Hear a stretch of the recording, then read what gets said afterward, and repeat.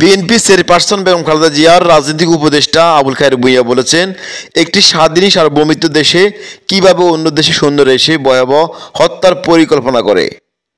ভারতের সৈন্যরা ছাত্র জনতাকে হত্যা করেছে। হাসিনা পালানোর পর এয়ারপোর্টে ভারতের সৈন্যরা বিমানে উঠেছে, এমন দৃশ্য সকলেই দেখেছে। হাসিনার পর ভারতের সৈন্যরা পালিয়ে গেছে।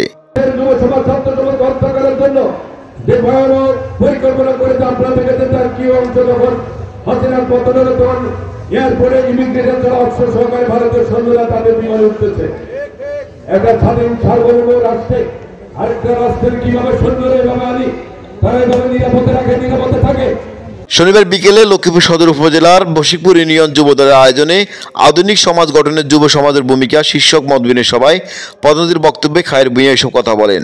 এই সময় বিএনপি শীর্ষ নেতা ভারত সরকারের কাছে জানতে চান কিভাবে এবং কিসের অধিকারে এসব কর্মকাণ্ড করেছে তাদের সৈন্যরা।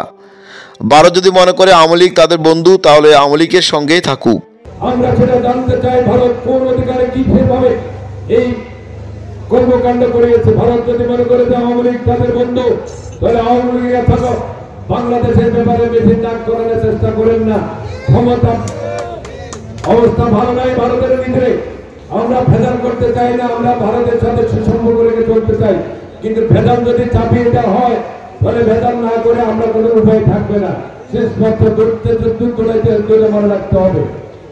সাবেক সংসদ সদস্য আবুল খায়ের ভূঁইয়া শহীদ প্রেসিডেন্ট জিয়া রহমানের প্রসঙ্গে বলেন, জিয়া রহমান যখন স্বাধীনতা ঘোষণা দিয়েছেন তখন কোনো নেতা ছিলেন না, তিনি কোনো দল করেননি, জনগণকে ভালোবেসে তিনি স্বাধীনতা ঘোষণা দিয়েছেন। জিয়া রহমান স্বাধীনতার ঘোষণা দিয়েছেন, কোনো নেতা ছিলেন না, কোনো দল করেন নাই। একজন মধ্যবয়সী সামরিক অফিসার হিসেবে দেশের জনগণের নিকট অত্যন্ত জনপ্রিয় ছিলেন।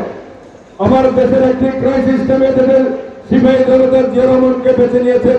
তারা তাকে ধরে নিয়ে এসে উনি তার বাসভবনে সেখানে ওনাকে গ্রেফতার করে রাখা হয়েছিল, আটকে রাখা হয়েছিল। সেখান থেকে সিপাহী জনতা মুক্ত করে 7 নভেম্বর বাংলাদেশে 3রা নভেম্বর থেকে 7 নভেম্বর পর্যন্ত এদেশে কোনো সরকার ছিল না।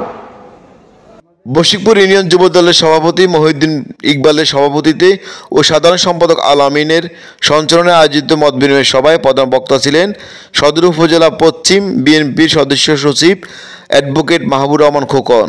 আয়োজিত অনুষ্ঠানে বিশেষ অতিথি হিসেবে উপস্থিত ছিলেন সদর উপজেলা পশ্চিম বিএনপির আহ্বায়ক আব্দুল করিম ভূঁইয়া নিজাম, জেলা যুবদলের যুগ্ম আহ্বায়ক A K M Fariduddin, Bashikpur union যুবদলের সিনিয়র সহসভাপতি মোহাম্মদ মোস্তফা, প্রথম যুগ্ম সাধারণ সম্পাদক আক্তার হোসেন, সাংগঠনিক সম্পাদক সৌরভ হোসেন জনি, সদর উপজেলা পশ্চিম সাবেক যুবদলের সভাপতি মহিউদ্দিন পাটোয়ারি বিটু ও সাধারণ সম্পাদক এম এ মমিন সহ প্রমুখ। মোহাম্মদ রুবুল হোসেন, লক্ষ্মীপুর।